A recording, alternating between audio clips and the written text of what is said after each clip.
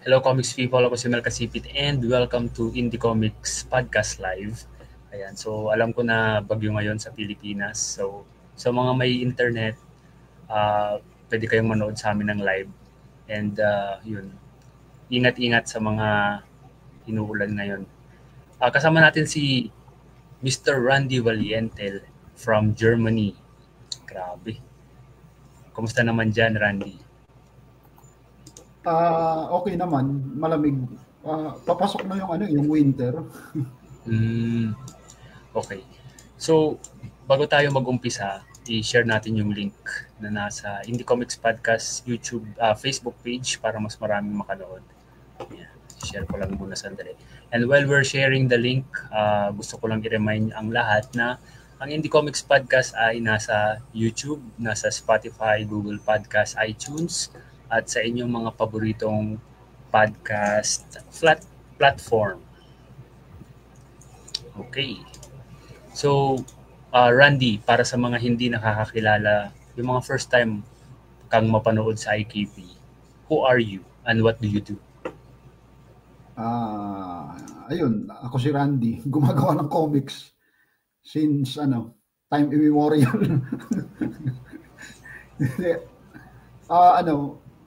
Paano ba? Siguro almost 30 years. Feeling ko mas matanda pa yung career ko kaysa sa ibang gumagawa ng comics ngayon ng mga bata. Totoo.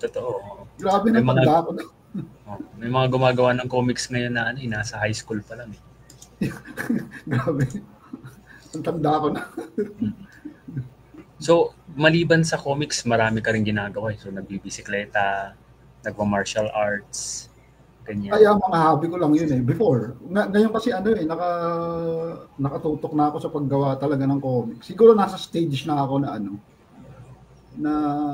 ito na lang talagang gusto kong gawin. Pero of course, syempre yung mga exercises, ginagawa ko pa rin pero hindi na siya kinakarir ng gusto. Ayun. So, sige, mag-dwell muna tayo dun sandali. Bakit comics yung napili mong gawing focus at this point in your life? Kasi alam ko, nag-fine arts ka din, yung gallery art, watercolor, ganyan. So iba-iba, hindi ka nagsisettle sa isa lang. Pero nabanggit mo na comics na for now. Bakit? Hindi ko alam siguro rin ako. Nung bata kasi ko seeker talaga ako kung saan ako napunta. Ang dami kong pinuntahan na kung ano-anong mga kawirdohan sa buhay. And then siguro na rin talent. Kasi ang hilig ko lang naman talaga noon mag-drawing. Comics kasi yung yung kinamulatan ko mula nung bata. Pero kasi nung nag-college ako, mas lumaawak yung napuntahan ko kasi nabarkada ako sa mga poets, sa mga musician, sa mga theater actor. So lumawak yung yung mga napuntahan ko. At yung mga yon naka-impluwensya sa akin. So marami akong mga kaibigan na nasa fine arts na nag-exhibit sa gallery. So actually madalas nga nila ako niyaya. Hindi lang talaga nakakasama kasi nga hindi naman ako makagawa talaga ng painting dahil sa dami ko nang ginagawa. Yun, hindi ko matutukan. And then yung mga writers din, marami akong naging kaibigan na talagang malalapit na kaibigan ng mga writers.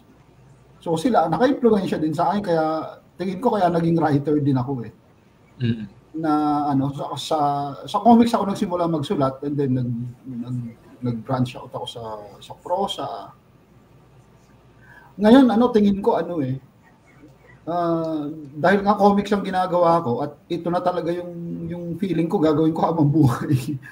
Wala naman akong plano kasi mag-iba pa ng line wala na. Siguro minsan pag may nag-hire sa akin na maging concept artist sa animation, pwede naman ako or maging storyboard artist sa pelikula. Minsan ginagawa ko naman yun.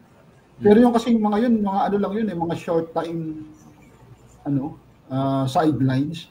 Minsan 1 month, 2 months tapos na ako dun So babalik ulit ako sa comics. Work for hire siya Saka hindi mo property yung ginagawa mo na yun para sa ibang tao. Yeah, oo. Ginagawa ko lang yun para may pera ako. Yun lang naman yun.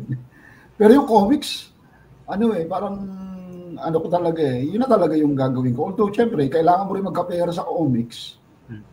Pero, tuwing gagawa kasi ako ng comics, lalo pansarili, hindi ko agad muna iniisip yung pera. Kagaya nung ginawa ko sa No Man Manila at Sining Killing, nung ginawa ko naman yan, wala naman ako iniisip na, uy, yayaman ako dito. Wala sa isip ko yun. So, nabanggit mo yung No Man Manila, which is Wala Nang Tao sa Maynila, yung original Tagalog version. Saka yung Sining Killing na nilimbag ng Comiket.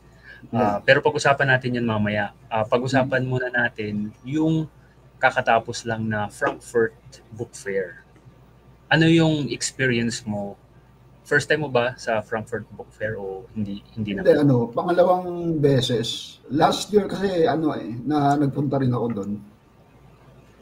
So sobrang successful siya.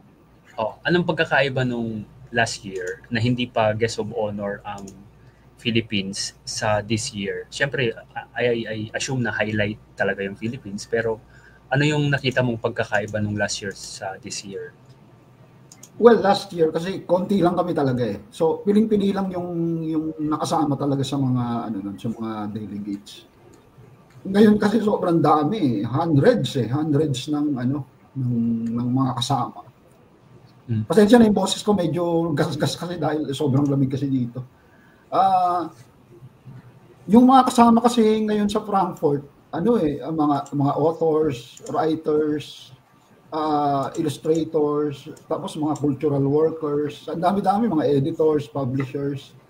So, sobrang dami ngayon. Ang isa pa sa pinagkaiba, yun nga, tama yung sabi mo, highlight kasi ang Pilipinas ngayon.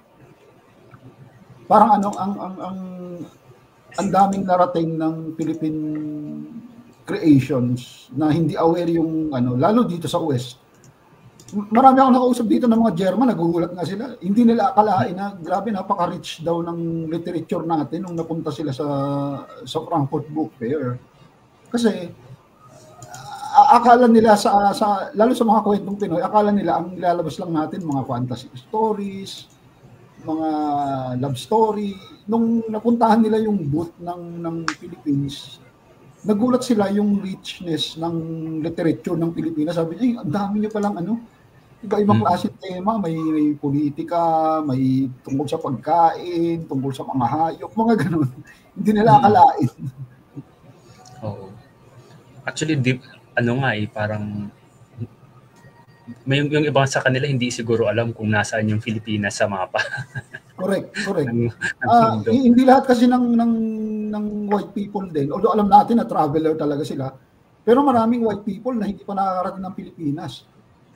Ang nararating lang nila minsan Thailand or Singapore, yung mga ganun, Japan.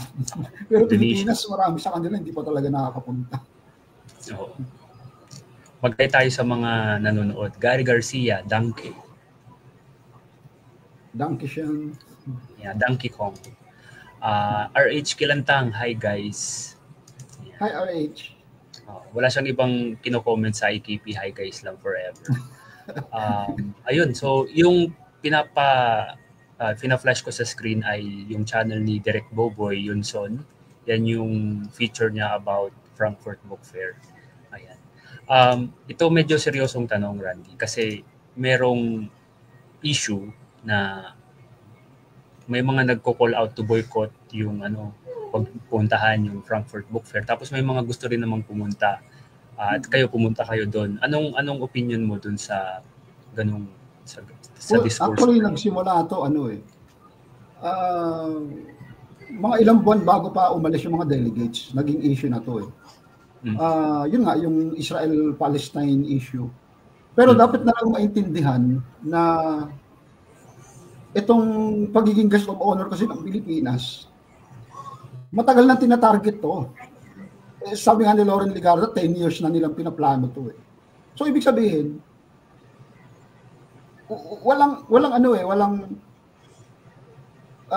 dapat hindi maging hadlang yung Israel, although medyo serious na yung issue ng Israel-Palestine, pero hindi na tayo pwedeng umatras kasi nakaset na to. Kumbaga ang daming isasakripisyo kasi kung hindi matutuloy ito. Kasi naka-line up na to na matagal na. Tsaka malay ba natin na magkakaroon ng mabigat na issue yung Israel-Palestine, di ba? Ano man ang mangyari, nakaset na talaga to eh. Naiintindihan ko naman talaga yung mga nagbo-boycott. Actually, nakikisimpatya ako sa kanila na hindi rin naman talaga ako ayoko rin ng ginagawa ng Israel sa Palestine. Pero hindi ibig sabihin nun na pro-genocide ako. Kasi marami ako nababasang ganun na kayong mga sumama dyan sa pro-genocide kayo or mga ganito kayo, mamamatay tao. Mga ganito, sabi ko, ano ba yan? Wala namang kaming kinalaman dyan. At sabi ko nga, ngayong tapos na ang Frankfurt Book Fair, ngayon na natin malalaman kung hanggang saan yung kaya nyong gawin. Kasi naandyan ang Israel Embassy. Ba't hindi nyo puntahan ngayon? Di ba? Direkta nyo silang kumprontahin. Bakit kaming mga authors na pumunta sa Frankfurt Book Fair ang kinakaaway nyo? Di ba? Umattend lang naman kami ng fair. Meron nga kaming GC before, mga few months before pa kami umalis. Kasi tinanong kami, kasi naging issue na nga itong Israel-Palestine. So anong gagawin nyo sa Frankfurt Book Fair? So nagsalita ako, sabi ko, masyadong malalim yung issue ng Israel-Palestine. Ang hirap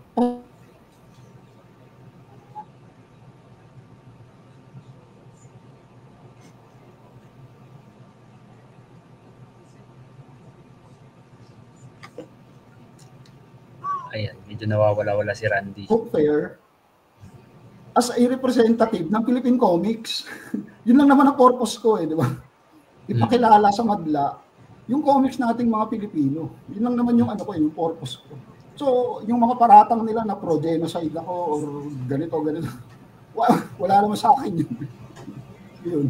Yeah, may mga kakilala din akong supposed to be pupunta pero hindi na lang tumuloy dahil ayaw nila ng issue ganyan. Naiintindihan din naman natin sila. So hindi naman natin sila masisisi sa gano'n. Kasi individual naman yung decision. Diba? Kaya nga. Okay, on a lighter note, ano yung kagandahan nung maraming comics this time around sa Frankfurt Book Fair? Tingin mo magkakaroon... Sige, go ahead. Tingin ko isa sa highlight ng pagpunta ng mga authors sa Frankfurt Book Fair is yung comics talaga. Sobrang natuwa ako kasi talagang alam mo naman ang comics community, di ba? Tulungan tayo talaga lagi So, nakakatuwa. Tulungan talaga yung mga comics people pagdating sa mga activities sa loob ng Frankfurt Book Fair. Actually, ako unang dumating sa kanilang lahat Kasi ako yung unang may activity sa Hanau before pa yung Frankfurt. Ako yung kauna-unahang dumating na nag-held ako ng workshop sa Hanau. Tinuro ko yung hagod sa mga bata doon. So yun, after 3 days, nagdatingan na yung mga comics people, Comiket, sila RD, sila Paolo, ayan. Hindi. Actually sila Paolo ang nauna Parang galing pa sila ng ng Italy. Umattend din sila ng convention doon. So, pagdating sa Frankfurt, parang joint force na kami lahat. So, ang dami-dami activities about comics. Yung sa akin lang, meron akong 4 na activities sa loob ng Frankfurt Book Fair. Yun. Nawala kang Mel? Wala kang audio. Sorry, nakamute ako kanina. Ayun. So, binanggit mo na nagturo ka ng hagod sa mga kids sa mga bata doon. English. So English yung mode of teaching, tama? Yung language na ginamit. Oo. So magaling din naman silang mag-English, yung mga German. Ang kagandahan kasi dito sa Germany, yung mga bata, mga young people, actually magagaling mag-English Ang medyo mahirap lang talaga yung mga medyo olds na, yung mga matatanda. So German lang talaga yung salita. Yung mga bata ngayon, nakakaintindi na talaga. Ano sa tingin mo yung meron sa Germany na pwede nating dalhin sa Pilipinas in terms of comics or literature? Well, alam mo ano eh. Una kasi ako nakarating sa convention sa Germany 2014 pa eh. At siguro iba sa inyo aware na every year ako pumupunta. Tumigil lang ako nung nagkaroon ng pandemic eh, noong 2019. And then kababalik ko lang last year. Nung nakarating ako sa convention sa Germany noong 2014, nagkaroon ako ng realization noon eh, nung time na yun. Kasi 2010, may contract ako sa American Comics eh. Sa Dynamite, di ba? Gumagawa ako ng doon eh, ng comics nila, yung mga titles nila, Vampirella, Army of Darkness. And then yung style ng pagdo-drawing ko, gusto ko na talagang i-pattern sa American way. Kasi nung time na yun, parang isang hakbang na lang pwede ko nang mapasok ang Marvel DC nung time na yun. Oo. So, talaga, papunta na yung pattern ng pagiging comics artist ko doon. Papunta na doon. Pero nung umattend ako ng kauna-unahang attend ko ng comics convention sa Germany, nagkaroon ako ng realization na sabi ko, bakit parang ibang-iba yung European comics sa American? Masyadong mainstream yung American comics. Ang European comics nakasentro sa art. Parang art art tawag dito? Art oriented ang comics ng Europe. Lalo pag nakita mo yung mga comics ng French, ng Belgium, ng mga ganun ng Spain. Sabi ko, grabe. Napakaganda nung production ng comics sa kanila. Tapos parang wala silang konsepto ng old style or 1970s style. Kasi pag pumunta ka kasi sa Amerika, halimbawa nag-sample ka sa Marvel, lalo ako yung style ko medyo classic eh. Ako aminado naman niya medyo classic yung style ko. Ang unang sasabihin sa'yo ng editor ng Amerika, style mo parang panahon pa ni na Redondo or di ba, nung 1970s first wave ng Filipino artist eh. Pero sa Europe walang ganon. Hindi time bound yung style ng comics creation sa Europe. So kahit siguro kung yung style ko parang Francisco Coching, baka mas matuwa pa sila eh. Baka mas matuwa pa sila. Actually nung unang attend ko sa Cologne Convention, may nag-approach sa akin kasi may gusto silang i-revive na German comics na lumabas yata noong 1940s. So, siguro naisip nila, baka pwedeng style to ni Randy. So, binigyan nila ako ng sample ng comics na lumang-luma talaga. Sabi nung German sa akin, kung kaya ko daw yung ganitong tipo. Yung talagang classic na comics. Sabi ko, kaya naman. Ang mali ko, dahil first time ko umattend, yung mindset ko na andun sa American sa American thinking. So nung ginawa ko yung sample para dun sa comics na yun, sabi nila, Randy, modern tong ginawa mo. Ang hinahanap namin yung classic talaga. So nagkamali ako doon. So sabi ko na lang, ibigay na lang muna sa iba. Kasi nung time din na yun, kasi naka-contract pa ako sa Dynamite nun. Nag-work kasi ako sa Dynamite hanggang 2016 yata. So ayokong tumanggap din ng iba. Sino na yung sumalo nung style? Pilipino din? Hindi ko alam eh. Hindi ko alam. Actually, parang wala kang lumabas eh. Kasi inaabangan ko yung title na yun eh. Parang wala namang lumabas. Baka wala silang mahanap. Ayun. Okay. So, after nung Frankfurt Book Fair, nagstay ka muna sa Germany. Ano yung reason kung ba't nagstay ka muna dyan? Well, lagi naman ako talagang pumupunta rito kahit wala yung Frankfurt Book Fair eh. So, nagkataon lang na isa sa kagandahan kasi dito sa Europe, halos linggo-linggo ang convention. Grabe dito. Kahapon lang eh, di ba? Kahapon yung Cologne Convention eh. Actually, next Saturday meron na naman sa Münster, Germany. Iniimbita ako pero ayoko maglalabas. Nauumay na akong kakaati ng event eh. So kilala ka na ng mga ano diyan, community ng comics people diyan. Pati dyan. yung mga organizers. So sabi ko, ang aatinan ko na lang yung December 6 sa Dusseldorf. At least medyo malapit-lapit. Actually, naalala ko nga pala ngayon, meron ngayong convention na naniyaya din sa akin sa Berlin. Meron ngayon eh. Ano yung actually big news sa akin ito, big news sa akin na marami rin palang convention diyan sa Germany. Kala ko sa US. Hindi, actually halos weekly. At dahil nga yung Europe kasi, di ba, ano lang eh, isang malaking land area eh. So madali ka maka-attend ng comics convention, halimbawa sa Netherlands or sa Poland, sasakay ka lang ng tren. So, kung gusto mo talaga isa-isahin lahat ng convention dito, mapupuno yung linggo-linggo mong ka-attend ng convention. Oo nga. Ang ganda naman. So, paano mo pinipili yung mga pinupuntahan mong convention? Yung mga malalaki lang o yung mga malalapit, ganyan? Well, ngayon yung malalapit na. Kasi last year, marami ako inatanan last year eh, dahil nga na-miss ko. Pumunta ako ng Stuttgart. Stuttgart layo eh, parang 6 hours travel. Tapos kailangan ko pang mag-rent ng hotel. Last year na nag-gastos na ako sa hotel kasi ang hirap maghanap ng hotel. Tapos yung na-rent ko, ang mahal, grabe. Kinikwenta ko, parang umaabot ako ng 20,000 for 2 days. Parang gano'n na rin, nabaliw ako. So yun, ngayon pinipili ko na lang kung ano yung malapit tsaka yung pwedeng balikan. Ayoko na masyadong malalayo.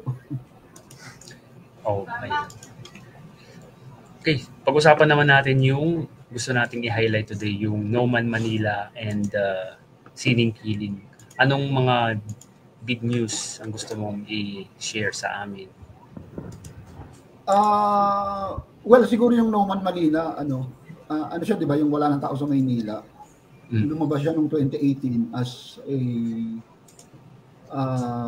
an indie. Ako lang pinaprint ko lang nung time na yon ng 2018. Tapos limited copies lang yun, parang 50 copies lang yun eh. Yun. Tapos wala na, nakalimutan ko na siya.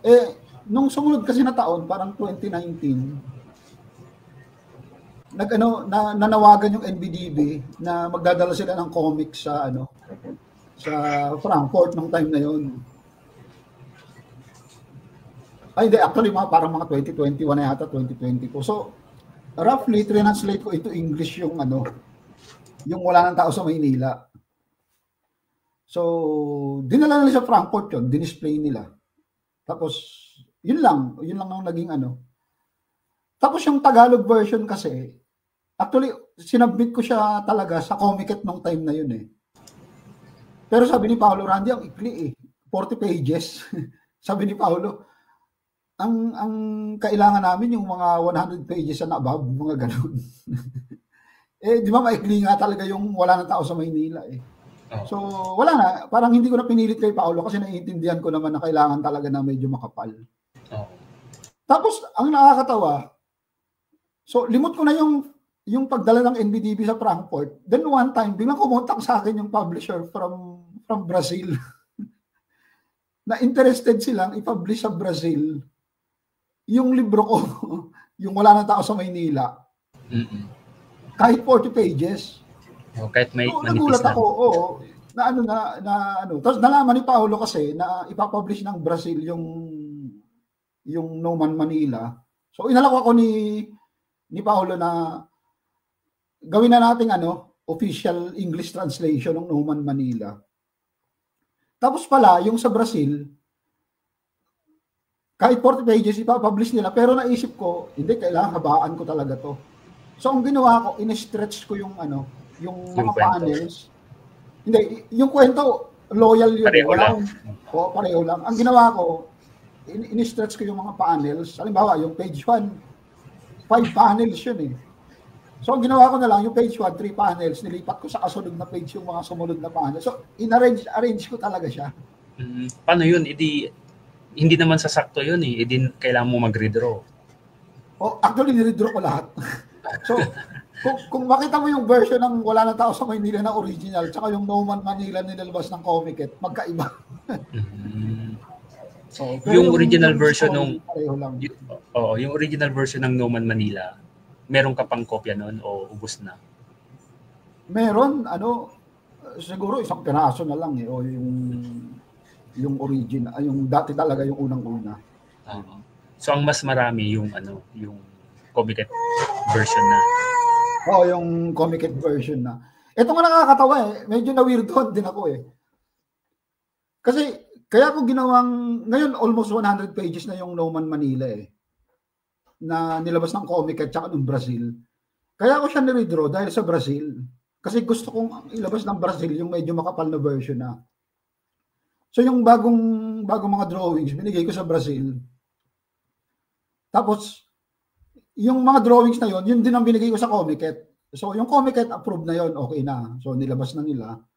Yung sa Brazil, pinag-isipan nila. Kasi sabi nila,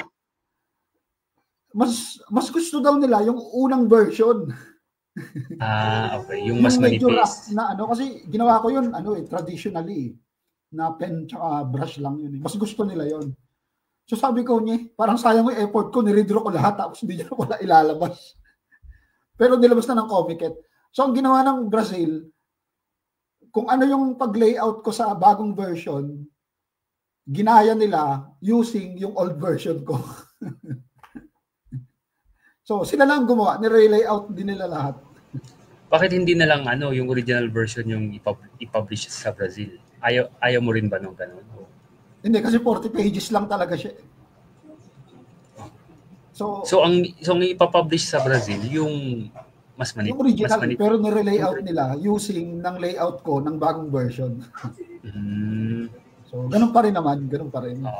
Pero kung ikaw personally, ano yung mas gusto mong version? Yung stretched out version o yung original form niya na mas manipis? Mas gusto ko yung original form kasi medyo medyo raw.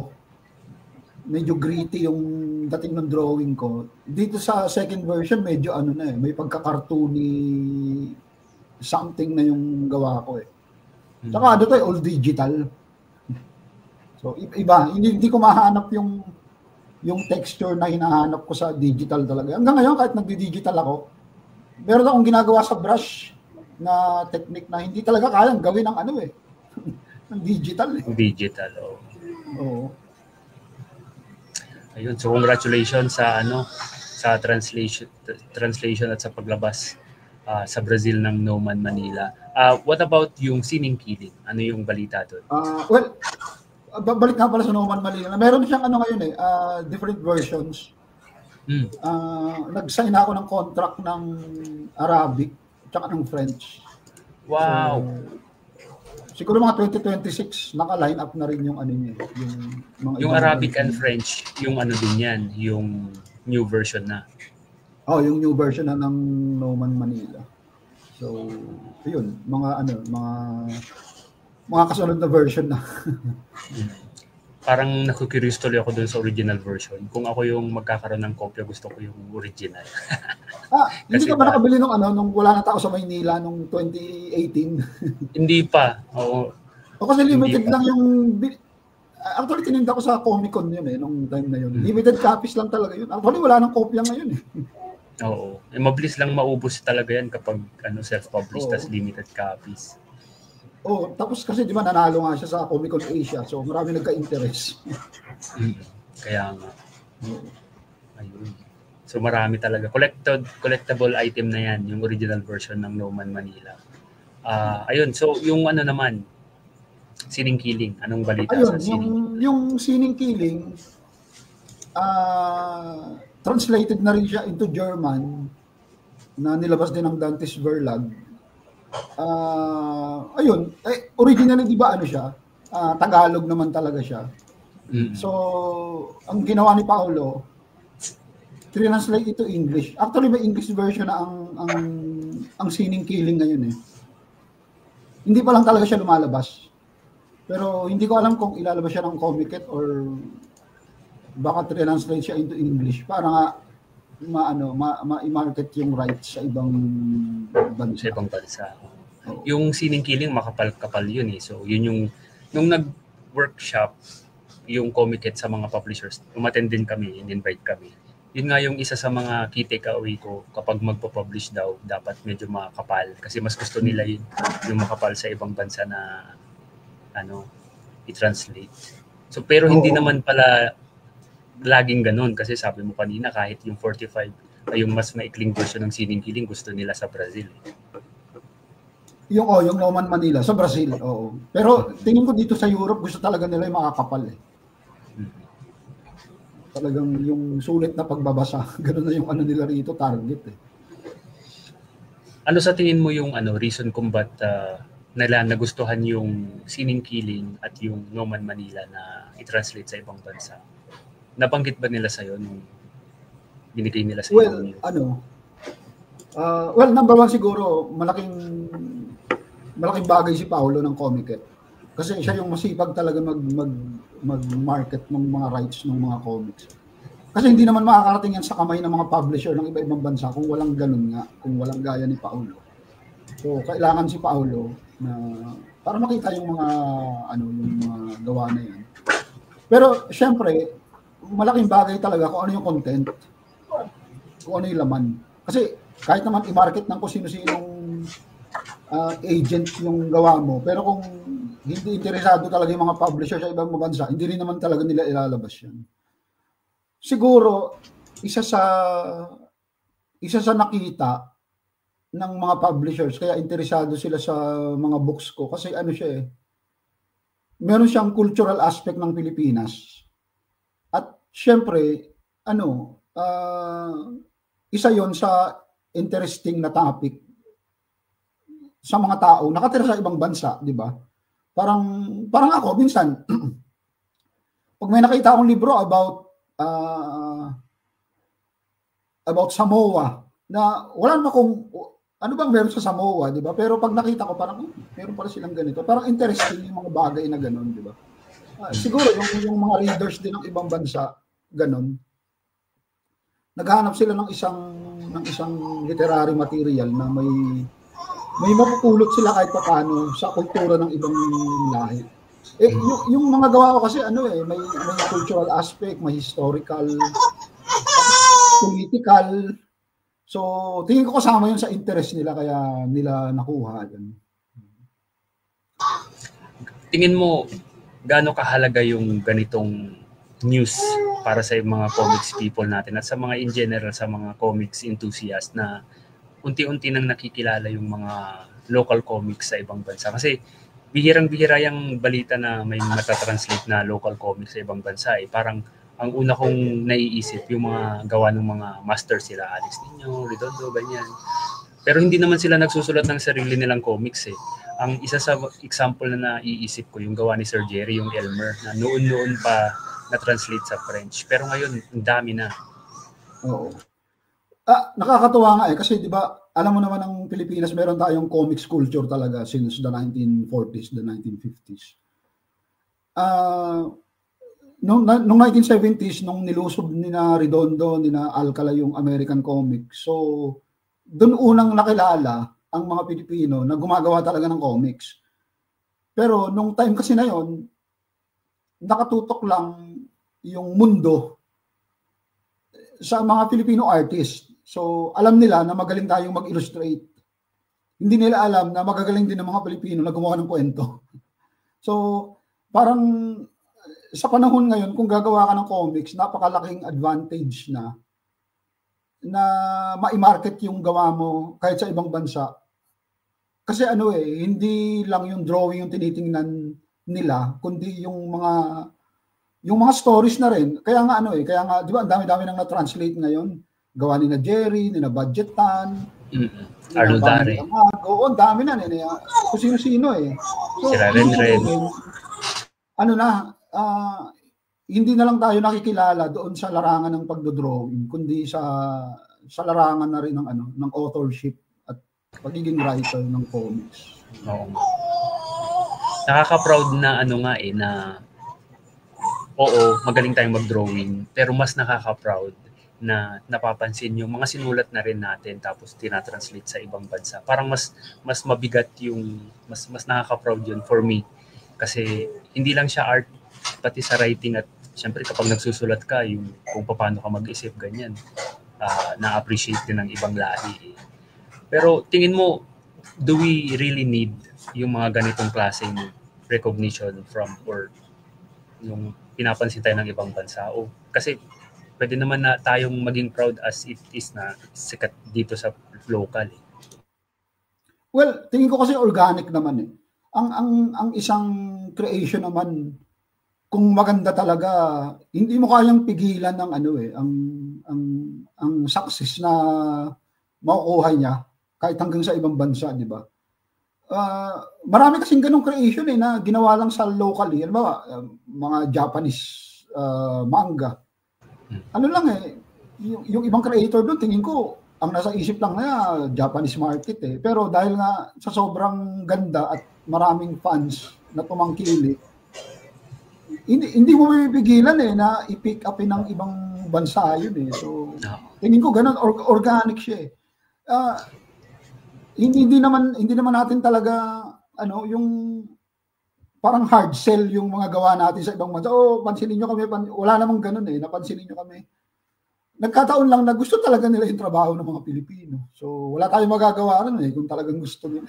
Sa bagay, totoo naman yung sinabi mo na napansin tayo na hindi natin iniisip na ito, ginawa ko to kasi isa-translate to sa ibang bansa. Yeah.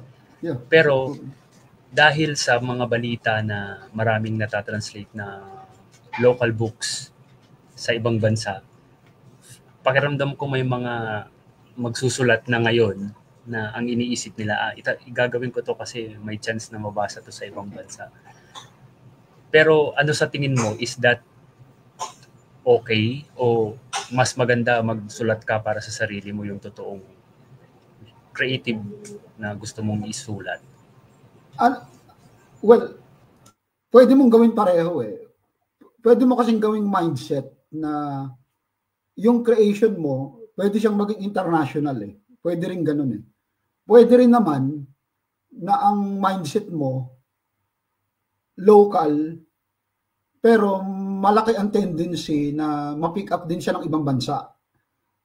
Maraming ganong creation eh. Sa Japan halimbawa, di ba yung manga halimbawa, karamihan naman dyan, wala talaga sa mindset nila na dalhin sa Europe or sa Amerika yung manga nila eh, di ba? Yung iba nga yung mga kawirduhan lang eh, na kung ano-ano. Pero yun nga, na-pick up talaga ng ibang bansa. Pwede mong gawing mindset pareho yun eh. Pwede mong gawing international or pwede mong gawing local lang. Marami akong inspiration sa mga ganon. Halimbawa, yung Persepolis ni Marjane Satrapi. Ano siya eh, di ba galing siyang Iran, tapos napunta siya sa France, gumawa siya ng comics about yung karanasan niya nung bata siya sa Iran, nung bago nagkaroon ng revolution sa bansa nila. So sinulat niya yon into graphic novel. And then, dahil nga sa France na siya nakatira, so sa French siya nakasulat. So pinublish ng France. At hindi niya alam na lalaki ng ganun yung ginawa niya, yung Persepolis. So, ang Persepolis ngayon, tingin ko isa sa pinaka-most translated graphic novel sa buong mundo. Hindi ko alam kung umabot na ng hundreds yung languages na inabot niya. Pero, yun nga, ang unang idea lang kasi ni Marjane Satrapi nung time na yun, ikwento lang yung nangyari sa kanila sa Iran. Nung nagkaroon nga ng revolution sa kanila. So, ayun, yung ganong thinking lang na hindi mo naman pwedeng sabihin na kailangan sobrang maka-Pilipino tong gawa ko or dapat sobrang international na ma-appreciate ng mga puti. Parang pag ako kasi gumagawa, ayoko rin ng ganon, yung parang pinipilit mo, parang nagiging trying hard ka na maging ganito, maging ganyan, maging ganon. Hindi eh. Yung maging natural ka lang kung ano yung gusto mong gawin. Mas magi-enjoy ka, mas magiging totoo ka sa sarili mo at matatapos mo. Mas madali mong matapos kapag gusto mo yung ginagawa mo. Yun ang isa sa dapat talagang ginagawa, yung gusto mo yung ginagawa. ano ba yung mga gusto mong gawin, Randy, na stories? Kasi napansin ko iba-iba yung gusto mong dinodrawing din, na iba-ibang topics eh. Yeah. Well, di ba katatapos ko lang yung Ako Ay Dagat na nilabas ng Lampara Books. Pambata siya. Ginawa ko yun kasi parang naumay ako sa Noman Manila at sa Sining Kiling. Sabi ko parang ang bibigat nitong topic ko. Oo. Tapos ngayon light naman. Oo, pambata. Sabi ko pang-break dun sa ginagawa ko. Although kasi may ginagawa rin akong graphic novel ngayon na serious. At ang target ko dito 500 pages. So, parang nag-break muna ako sandali. Tatapusin ko muna itong 3 librong 3 books tong Ako Ay Dagat. So, ayun. So, ayun nga, nabanggit ko, iba-iba yung mga ginagawa mo. Hindi ka ba nahihirapan na papalit-palit ka ng genre, ng style, ng mindset? Paano mo siya ginagawa? Kasi mahirap yung mag-shift. Seryoso, tapos biglang pambata, tapos biglang love story. Well, hindi ko alam, parang natural kasi sa akin. At saka siguro yung training ko kasi sa old comics industry. Di ba alam mo naman ang time na yun nung panahon namin noong 90 sa local publication. Kailangan namin gumawa ng iba-ibang titles So magsulat ka ng horror, ng fantasy, ng love story, ng kabastusan para lang kumita ka ng madami. So yung training ko na ganun, nadala ko hanggang ngayon. So pagsulatan mo ko ng kung ano-anong genre, tingin ko kaya kong gawin Mula sa pinaka-baduy hanggang sa pinaka-mabigat, hanggang sa pinaka-kabastusan. Tingin ko kaya kong mag-ship ng instantly. Yun. Siguro yung training ko nga sa local comics nung araw na nadala ko. How do you manage your time, Randy, kasi paiba-iba ka ng lugar na pinupuntahan, pero nagsisingin mo pa rin gumawa ng ganito, mga personal art, mga commissions, nakakapag-events ka pa rin. Paano mo siya ginagawa? Saan mo sinisingit yung drawing, pagsusulat, sa schedule mo? Nakakatawa nga last year kasi nung bumalik ako dito sa Germany last year, yung naging payapa ulit yung schedule ko. Kasi nandito lang ako lagi sa bahay, nagdo-drawing maghapon, walang event. Umaten lang ako minsan ng convention pag weekend, tapos hindi madalas. Pero before kasi noon, di ba, mula nung ginawa ko yung comics exhibit sa CCP, doon na nagkabaliw-baliw yung schedule ko.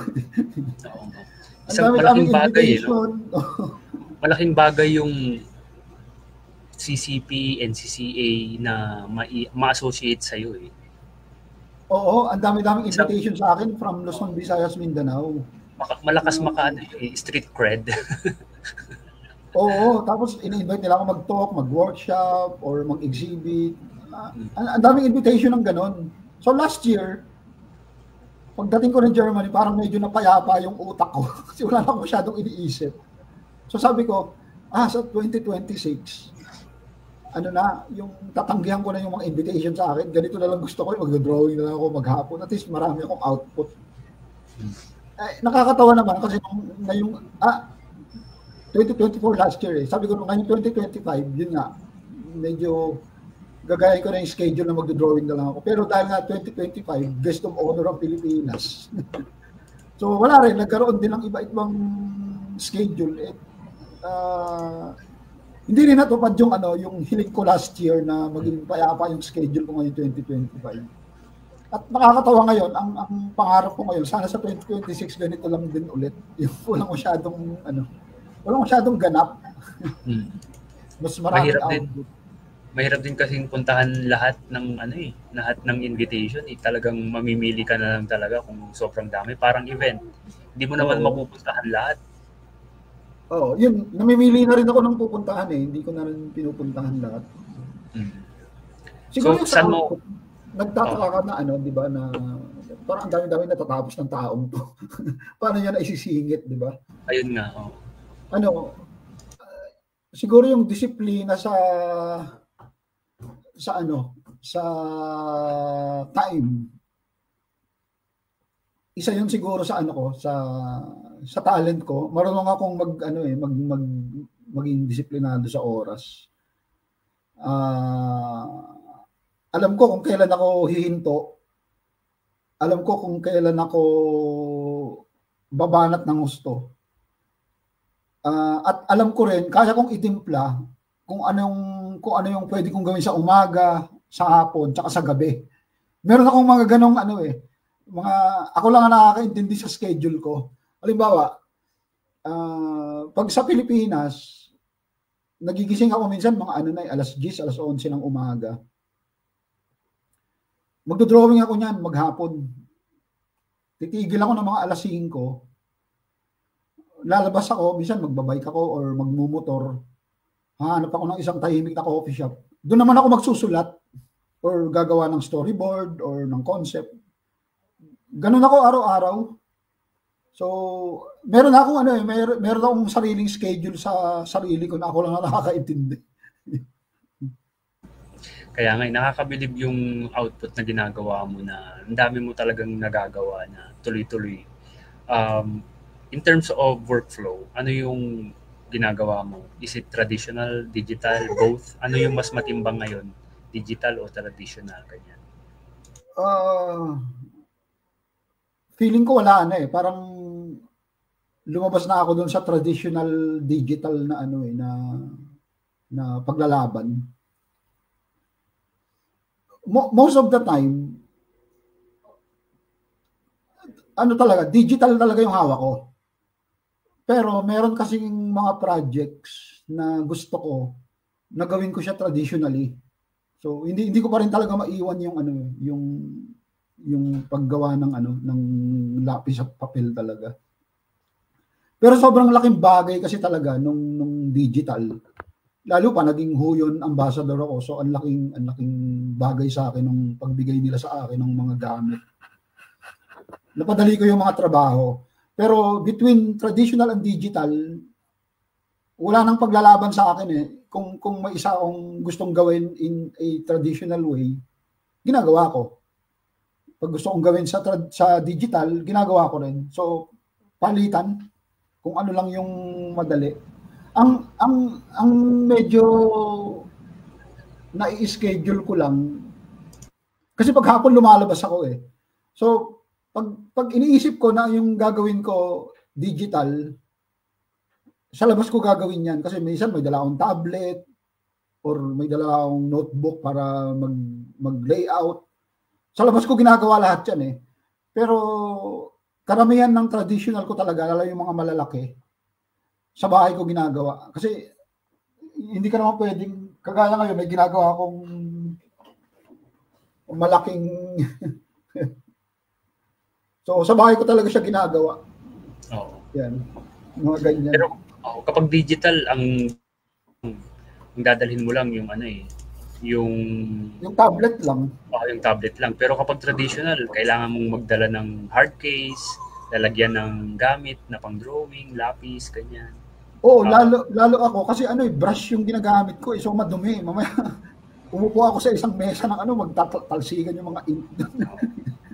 Yun yung mga dapat i-consider kung may mga nanonood na gustong i-consider yung traditional at versus digital. Mas convenient talaga yung digital pero mas maganda yung traditional ngayon, especially sa panahon na AI, yung kayang-kaya nang i-emulate ng AI yung any kind of art basta i-feed mo lang sa kanya.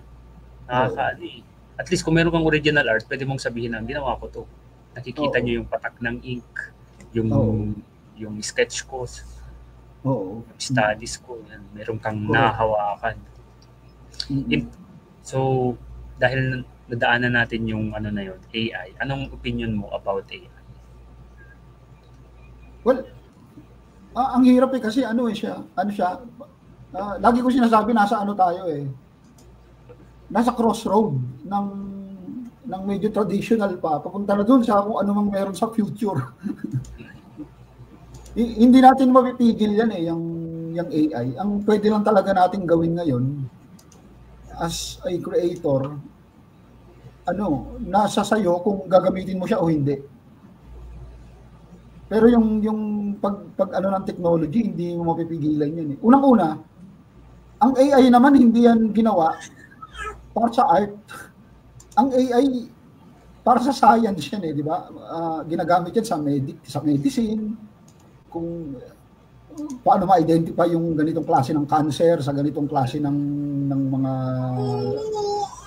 germs or something. Doon naman talaga ginawa ang AI eh, or makapag-explore sa outer space. Nagkataon lang talaga na magagaling talaga yung mga tao. Nagagamit siya sa art. So, gumagawa ng paraan yung ibang mga programmer ng mga artists na gamitin siya into art. Eh, tingin ko hindi natin mapipigil talaga yan eh. Ang kaya lang talaga natin gawin is you as a creator, kung satisfy ka ba na gumagamit ng ganyan. Ako kasi hindi eh. Diba? Kahit sabihin mong okay lang sa akin ay AI, pero ako sa sarili ko hindi ko gagamitin yan. Diba? Sa ano ka, sa art ko. So, wala akong panahong, or wala sa isip ko na gumawa ng AI tapos gayahin siya or bakatin siya, di ba? Kahit sabihin mong, pwede mo naman kasing gawin, mag-prompt ka sa AI ng ganitong eksena. Tapos ang gawin mo, kopyahin mo na lang yon sa papel or bakatin mo. Wala rin sa akin yun eh, hindi ko ginagawa yun. Pag ginawa mo kasi yun, baka maging reliant ka, hindi ka na makadrawing ng from scratch. Correct. At ayaw naman kasi sa study, kaya gumagaling ang isang tao. Dahil nga yung sa pagsisikap niya na matuto ng gusto. Di ba? Mag-isip ng gusto. Doon tayo lumalago eh. Yung problem solving, kung na-solve mo yung problem ng ikaw lang, mas hindi mo makakalimutan yung lesson na yun eh. Correct, oo. Ikaw ang nade-develop dun eh. Whereas yung umaasa ka lang lagi sa ganito, sa technology or sa AI, hindi ka ma-develop as a creator, di ba? As a creative person. Knowing what you know now, Randy, anong ma-advise mo sa 18 years old na Randy Valiente? Nako, 18 years old? Huwag kang uminom. Hindi, nung time na yun, nung mga time na yun, rock and roll ako nun eh. Nabarkada ako sa mga punk, sa mga baliw na mga artist, na mga poet. Well, actually part kasi ng growing up yun eh. Tingin ko nga kung hindi naman nangyari yung mga bagay na gano'n, hindi naman ako ganito rin ka-creative eh. Kasi nandun yung creativity sa mga ganung bagay. Diba? So, anong mapapayo ko sa 18-year-old self ko? Tingin mo ba yung 18 years old na Randy Valiente? Yung 18 years old na Randy Valiente ba maniniwala sa lahat ng mga na-achieve ng Randy Valiente of 2025? Hindi eh. Hindi. Ano ko nun eh, wala akong direksyon.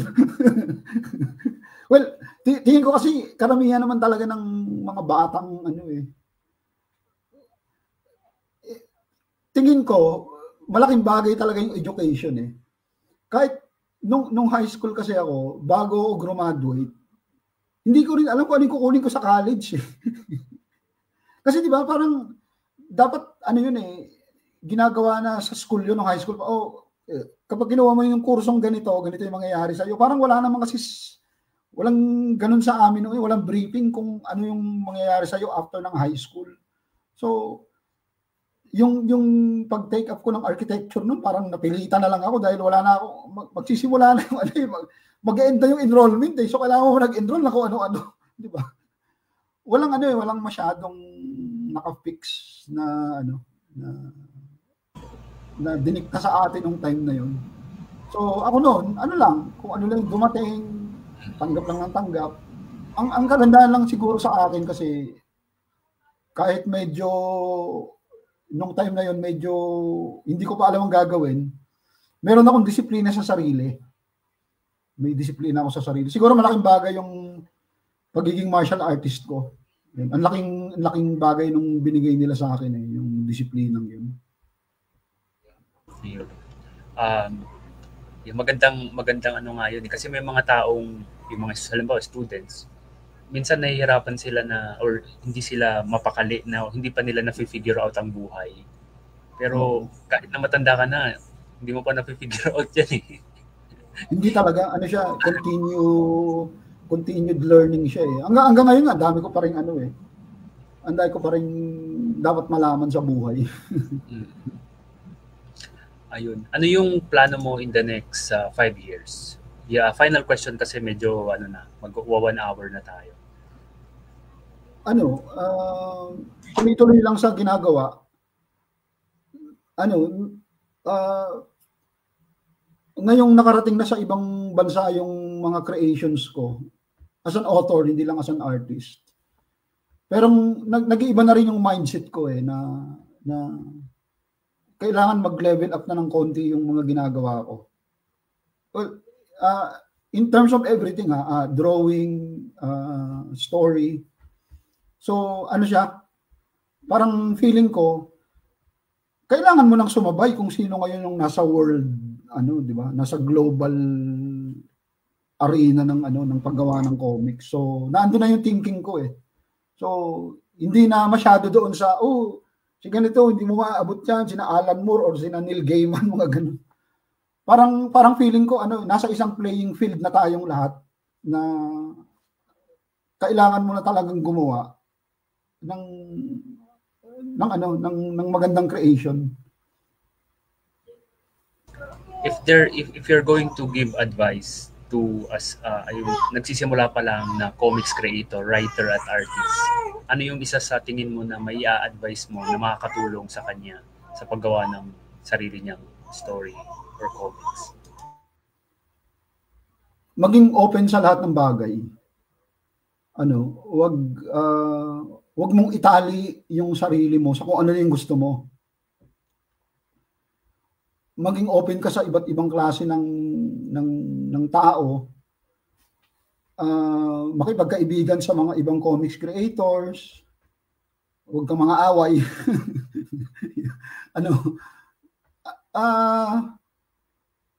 Pag-aralan mo hindi lang yung gawa nila, kundi yung takbo ng karir nila, yung buhay nila.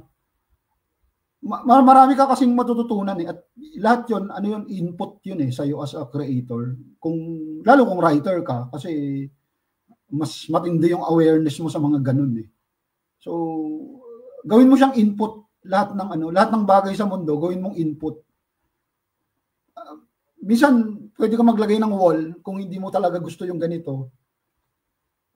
Okay lang naman, huwag mong tanggapin, pero at least man lang medyo aware ka na, may ganito pala, may ganun. Maging open-minded. Yun lang naman lagi ang yun ang laging sagot sa mga creatives. Kasi pag once na naglagay ka ng wall sa sarili mo, ayoko nito, manga yan, or ganito, hindi ko treat yung drawing yan, wala na. May limitation ka na eh. Ang target mo nga, tanggalin yung mga limitations na yun. Tanggalin mo yung lahat ng mga ng mga ayaw mo dati. Kung hindi mo trip makinig ng mga classical music, mas maganda makinig ka na ngayon, di ba? Yung mga ganun. So, tanggalin mo yung mga limitations na yun para mas lumawak ka pa sa sarili mo. Very solid advice from Randy Valiente. Where can we find your works, Randy? Saan pwedeng mabili yan? Yung mga local books, mga translated books? Available ba lahat sa Comiket, Secret Yeah, yung No Man Manila tsaka Sining Kiling sa Comiket, meron sila online. Yung Ako Ay Dagat sa Lampara, baka hindi ko alam, baka nasa National Bookstore na yun eh, kasi malawak ang market ng ng Lampara Books. So, yun lang naman yung yung isa pa pala, yung devisualisasyon nasa website ng Plaza Books, yung collection ng mga essays. Di ba? May mga libro ka rin kay Jello. Yun, okay. Kay Jello, meron pala akong mga libro doon. Yung Lindol namin ni Teddy. Kung saan-saan. Yung kay si Jello, si Library Angelo. Hanapin nyo lang sa Facebook. Meron din sa Shopee, Lazada. Yan. Bili kayo. Yeah. Meron din akong gawa doon. Ayun. Okay. So, thank you very much, Randy. Alam ko, busy ka dyan sa Germany. Salamat, Mel. Actually, hindi na ganun ka-busy kasi sabi ko nga sa'yo, ang dami ko talagang oras dito na para sa sarili ko, tsaka mag-drawing. Nakakapagbasa-basa na ako. May nakita ka bang aso dyan na German Shepherd? Wala, puro pusa. Actually, sa bahay, dalawang pusa dito. German cat. German cat. Ayun. Thank you very much, Comics People, sa mga nakinig. Alam ko na binabagyo ngayon ng Pilipinas, pero i-upload ko to sa YouTube sa mga hindi nakapanood. Oo nga pala, no? Ingat sa mga kababayan natin. Nakikita ko na lang sa balita na grabe yung bagyo dyan. Ingat tayo. Stay safe, everyone. Keep dry. And yun, mahalin natin ang kapwa natin. At Pilipinas. At ang mundo. At ang universe, rather. Correct. Thank you very much, Comics People. Bye. Thank you.